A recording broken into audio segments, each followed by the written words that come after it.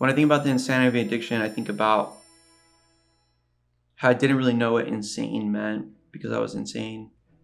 I used to go to meetings in Florida during when I was going to college. I would be going to like a really big university and then at night hanging out with smokers. And I would lead two different lives, right? I would go to these meetings and I would get help. I would go there withdrawing, asking people, feel my wrist. Do you think I'm gonna die? Do you think I'm gonna withdraw? I would need them to make me feel better. They'd buy me, they would give me money. They would, I'd be like, what did you get from sobriety? What did you get? And they would be like, oh, like I have more clarity between my ears. I'm like, what did you get? Like how hot is your girlfriend? What kind of car do you drive? Like those were my incentives for getting sober. After 30 days or so, I'd feel better and I'd go out and do the same thing again over and over. And they would tell me I'm insane. I thought it was a little bit much, right? When I finally went to Seattle, I decided to go to Seattle to get sober there because I figured there's no drugs in Seattle.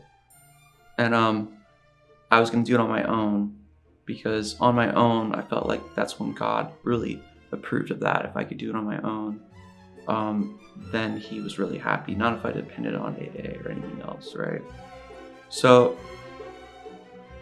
I go out there and before I know it, snorting the same stuff, chasing down the same stuff, walking out of jobs, just to call the dealer, all that crazy stuff.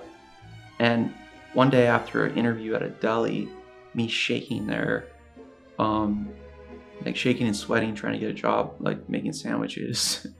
I go into my car and I told my sister I've been doing the same stuff. I told her I wouldn't be using it anymore. She yelled at me and said I need to go to meetings. And I said, I thought about it, hung up, and I was like, maybe I am insane. Like, what if I am insane? And just that question, what if I am insane?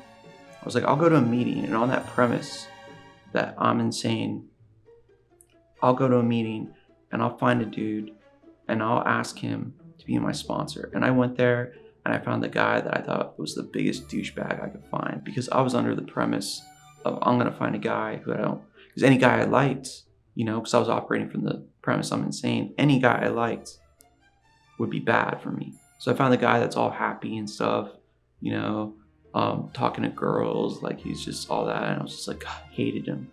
So I go to him and I go, will you be my sponsor? I'll do anything you say. And my whole life changed after that. And I've always operated from that question, what if I'm wrong, has set me free from so many things. Because once we think we're right, we're screwed. And